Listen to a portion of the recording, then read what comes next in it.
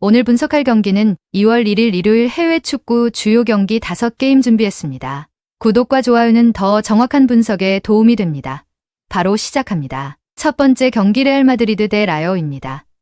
레알 마드리드는 사사이 기반이지만 음바페와 비니시우스가 안쪽과 측면을 유동적으로 오가며 사실상 자유로운 투톱 운영을 가져갑니다. 벨링엄은 이 선에서 전환의 시발점 역할을 맡아 패스 차단 이후 곧바로 전진 패스를 연결하고, 베르나베우에서는 초반부터 압박 강도를 끌어올리는 성향이 강합니다. 공을 탈취한 뒤 전개 속도가 매우 빨라 박스 앞 공간을 짧은 시간 안에 장악하는 구조입니다. 라요는 4-2-3-1로 공격적인 운영을 시도하지만 볼을 잃은 뒤 수비 리커버리가 느린 편입니다.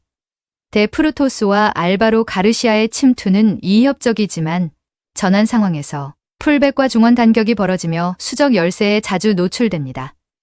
특히 강한 압박을 받으면 빌드업 실수가 늘고 박스 앞에서 이선 수비 숫자를 채우지 못하는 약점이 반복됩니다. 베르나베우의 분위기와 전환 속도 차이를 감안하면 레알 마드리드가 경기 주도권을 쥘 가능성이 높습니다. 다만 라요가 내려앉기보다는 공격적으로 나설 공산이 커 실점 위험도 함께 열려 있습니다. 승패보다는 경기 흐름상 득점이 누적될 가능성이 높아 양득 접근이 더 합리적인 매치업으로 보입니다. 두 번째 경기 맨유 대 풀럼입니다.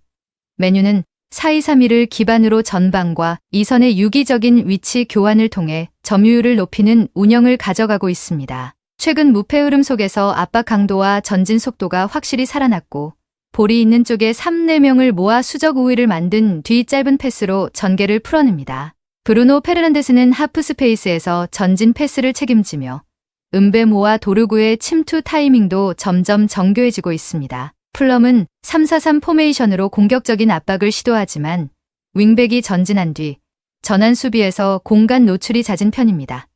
라울 히메네스의 제공권과 연계는 위협적이지만 강한 압박을 받으면 중원에서 세컨볼 대응이 늦어집니다. 특히 원정 경기에서는 수비 라인 간격 조절이 흔들리며 하프 스페이스 관리에 어려움을 겪는 모습이 반복되고 있습니다.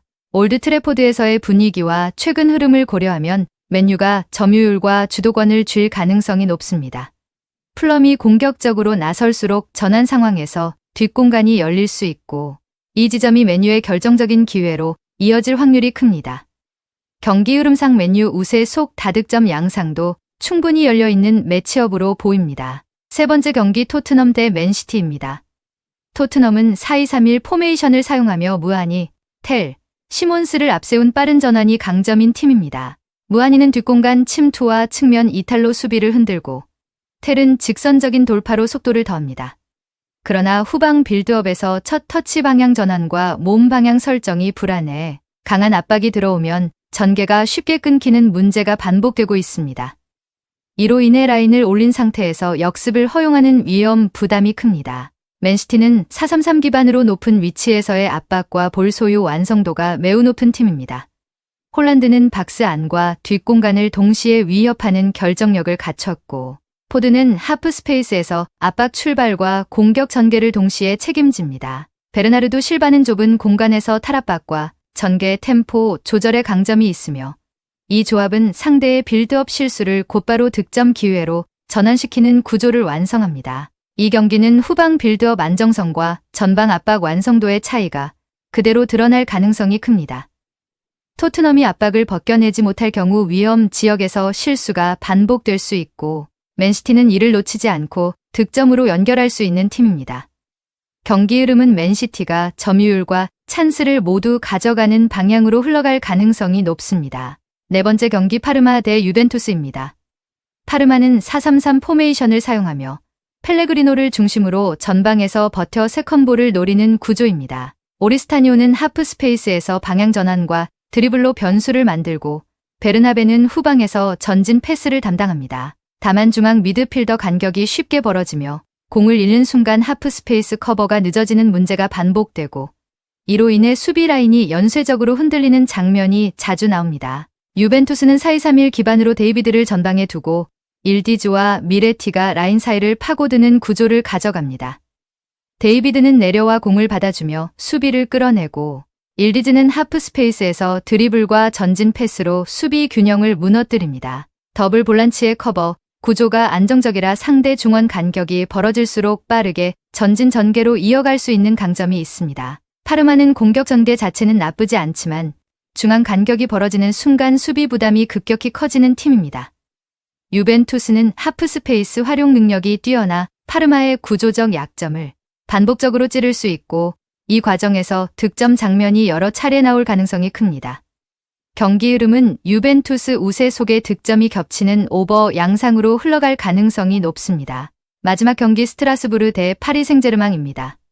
스트라스부르는 4-2-3-1 포메이션을 사용하며 파니첼리를 중심으로 크로스에 의존하는 공격 구조를 갖고 있습니다. 모레이라와 엔시소가 이 선에서 개인 돌파와 중거리로 변수를 만들 수는 있지만 수비형 미드필더의 위치 선정이 불안해 중앙 전개가 거의 이루어지지 않습니다. 이로 인해 빌드업이 측면을 도는 U자 형태로 굳어지고 박스 안에서 공격 숫자가 부족해 찬스의 질과 양 모두 떨어지는 흐름이 반복되고 있습니다. 파리 생제르맹은 4-3-3 기반으로 비티냐가 하프스페이스에서 전개를 조율하며 공격 템포를 끌어올립니다. 곤살로 하무스는 박스 안 마무리와 연계를 동시에 수행하고 크바라트스켈레아는 측면과 안쪽을 오가며 수비를 흔드는 역할을 맡습니다. 중원에서 패스 방향성과 속도가 뚜렷해 상대 빌드업이 느릴수록 경기 주도권을 빠르게 가져오는 구조가 완성돼 있습니다. 스트라스부르는 느린 유자 빌드업으로 인해 공격 전개가 쉽게 읽히고 파리 생제르맹은 하프 스페이스를 통해 이를 효율적으로 압박하며 찬스를 만들어낼 수 있는 팀입니다. 승부의 방향은 파리 생제르맹 쪽으로 기울 가능성이 높고 경기 흐름상 슈팅과 박스 진입 횟수가 꾸준히 늘어나며 득점이 겹치는 오버 시나리오가 유력해 보입니다.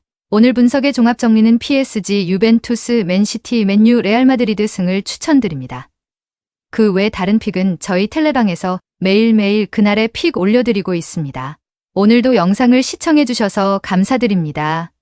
행운, 행복 가능한 하루 되시길 기원합니다.